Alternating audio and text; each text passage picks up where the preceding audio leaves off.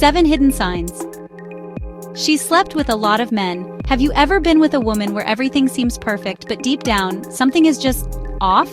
It's this insane feeling of disconnection you can't describe, but you know you're not getting the deep, intimate connection you're actually looking for. As a female relationship coach, I've worked with literally thousands of people, and I've seen so many good men get absolutely destroyed by this.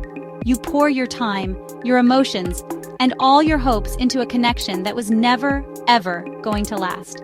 And the confusion, the insane heartache, it comes from misreading her past and not getting how it made her who she is today. So today, we are diving into an extremely sensitive topic, but probably not in the way you think. This isn't about judging or keeping score. This is about psychology. It's about understanding human behavior and spotting patterns that might point to a specific kind of romantic history. And I need you to listen extremely closely when we get to sign number 4. It's the one most men miss, and it's the one that points to an emotional wall that will cause the most insane pain later. By the end of this video, you will not be a detective trying to find a number. That is not the goal. Instead, you'll have a deep psychological map to understand the woman in front of you. Sign 1. A deep-seated conversational ease around intimacy. The first sign is what I call erotic ease. This woman talks about sex like she's ordering a pizza. There's zero shyness, no hesitation, none of the vulnerability most people feel when talking about real intimacy. She'll casually bring up preferences or past encounters with a level of cool that's both fascinating and honestly a little weird. Now, the old school, totally outdated way to think is to just assume things about her past. Let's be 100% clear. That is the wrong way to look at it. How comfortable someone is with their sexuality is shaped by a million things. Maybe she had a super open sex-positive family. Maybe she did the work to get over societal shame. So what's the real signal? The pattern to watch for isn't the comfort itself, but the type of comfort. Is it an ease that invites you in, creating a safe space for both of you to be vulnerable? Or is it a detached, almost clinical ease, where sex is a topic she's already an expert in and is now just giving you a lecture? The second one can be a sign that the topic became normal for her, not through personal growth, but through so much repetition that it's lost its specialness.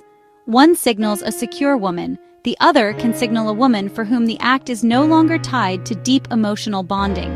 Your job isn't to judge her comfort, it's to figure out if that comfort actually has room for you. Sign 2. An expert and anticipatory physical language. This next sign takes us from talking to the bedroom.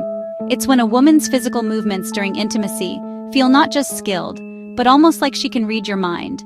She knows what you want before you even know what you want. Her touch, her rhythm, it all feels less like two people discovering each other and more like a perfectly rehearsed performance. Again, the first thought for a lot of guys is, wow, she's incredible. She must have had a ton of practice. And sure, experience creates skill, but you have to separate technical ability from real connection. No study in the world says bedroom expertise is a reliable clue to someone's past. She could have learned it all from one amazing long-term partner, or just from being insanely in tune with her own body. The hidden sign here is not the skill, but the lack of discovery. A truly deep, intimate connection, especially in the beginning, has a little bit of beautiful awkwardness. So you have to ask yourself, does it feel like she's responding to me, right here, in this moment? Or does it feel like she's running a pre-saved program that she knows works? If her moves feel generic and automatic, it can be a sign that you aren't a unique partner to her, but just another person in a routine she's perfected. The pattern isn't the skill, it's the chance she sees intimacy as a transaction, not a relationship. Sign 3. Her past is a constant casual reference point. The third sign is when a woman's past relationships aren't a closed book, but a library she checks out from in every conversation.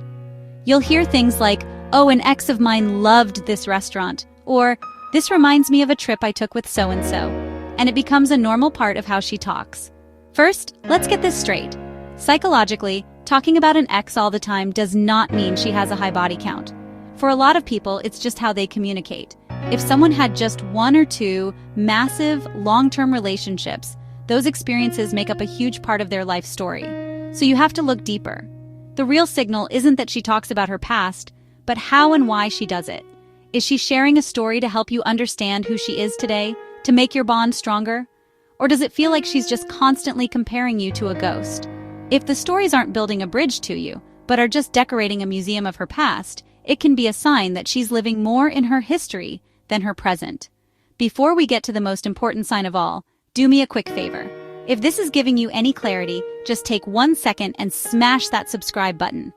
My entire mission is to help you navigate this stuff with 100% confidence, and you will not want to miss what's coming next. Sign 4.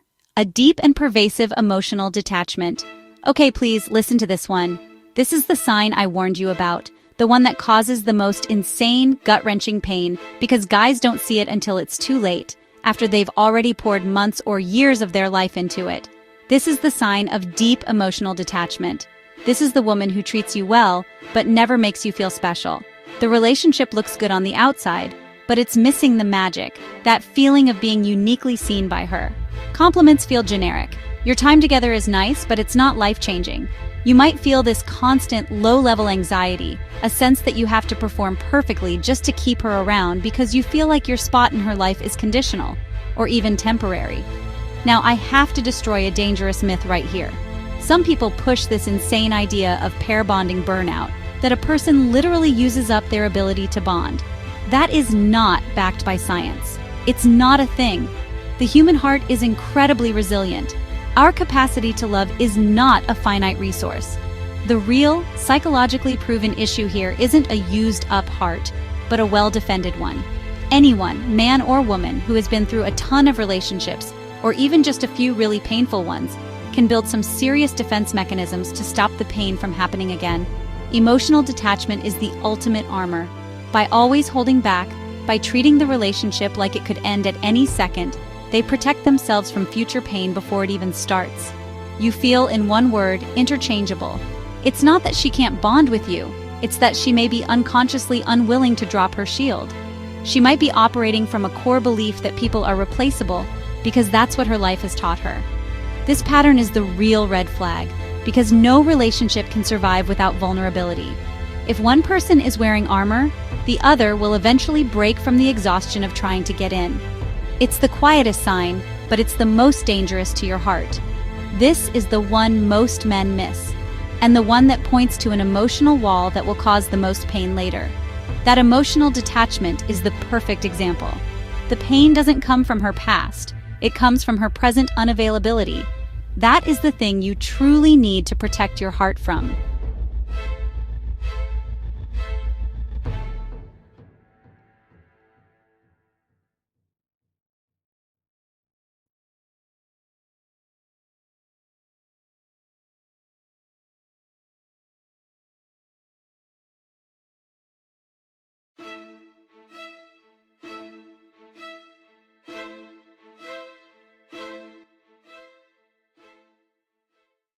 Sign 5.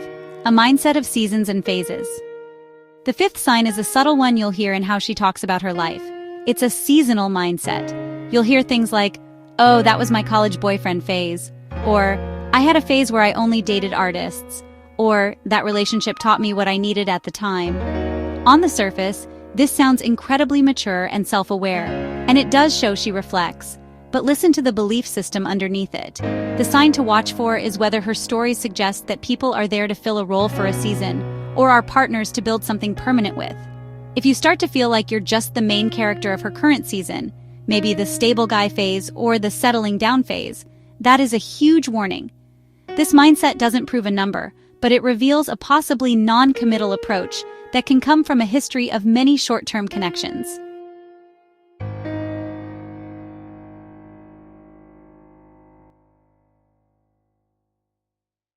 Sign 6. Overly specific and rigid expectations. The sixth sign is a woman who comes with an insanely specific, almost surgical checklist of what she expects. Again, let's be smart about this. Knowing what you want is healthy. Having standards is mature. A woman who knows her own needs is awesome. But there's a massive difference between having healthy standards and having a rigid, unbreakable template for a partner. If you feel like you're constantly being graded on an invisible test, if there's no room for you to just be you, because it might not fit her exact rules, then you're not in a partnership. You are at an audition. And that dynamic, no matter where it comes from, is a terrible place to build a real, loving relationship.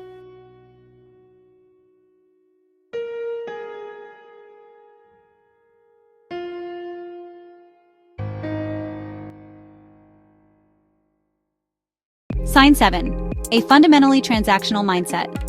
And the final sign is the most practical and maybe the most soul-crushing. It's when you realize the relationship is running like a business deal. This is a dynamic where affection, time, and support aren't given freely, but are treated like poker chips in a silent exchange. This can show up in small ways. Maybe she's keeping a mental scoreboard of who paid for the last 3 dates. The spontaneity and generosity that make a relationship feel alive are gone, replaced by cold calculation. It feels less like a safe team and more like a corporate negotiation. This mindset can come from anywhere. A person might be this way because of how they grew up, or from a high-pressure career, or from deep insecurities about their own value. However, it can also be a shield created in the fire of past disappointments. The reason this is such a critical sign is that true intimacy cannot survive in a transactional world. If you're in a dynamic where every single move is being calculated, you're not building a life with a partner. You are trapped in a long-term negotiation, and that is an incredibly lonely and exhausting way to live. So, we've gone through 7 patterns: erotic ease, expert-level physical language, constant stories about exes, deep emotional detachment, a seasonal mindset, a rigid checklist, and a transactional dynamic. But I have to bring this all back to the most important thing I said at the start. This was never, ever about calculating a number. Obsessing over a woman's partner count is a pointless, stupid game. It's a number that tells you absolutely nothing about her character, her heart, or her ability to love you. The entire point of this was to shift your focus from the what of her past to the how of her present. How does she act with you right now? How does she communicate? How does she make you feel? These patterns aren't proof of anything. They are signals. Not even red flags, just flags that say, hey, pay attention, get curious, talk about it. That emotional detachment is the perfect example. The pain doesn't come from her past. It comes from her present unavailability. Clarity is your ultimate weapon. The truth doesn't hurt. What hurts is the slow-motion destruction of your confidence in a relationship where you feel invisible. Use these insights not to judge her, but to understand her. Use them to ask better questions and to have the confidence to walk away and find a connection that's built on 2 people being vulnerable, respectful, and excited to build something real together. If you want to learn how to actually have these insane conversations, how to ask the right questions about the past and present without making her feel attacked, then comment the word questions down below and make sure you are subscribed. In my next video, I will give you the exact words and frameworks you can use to get honest answers and build a much deeper connection without destroying the one you have.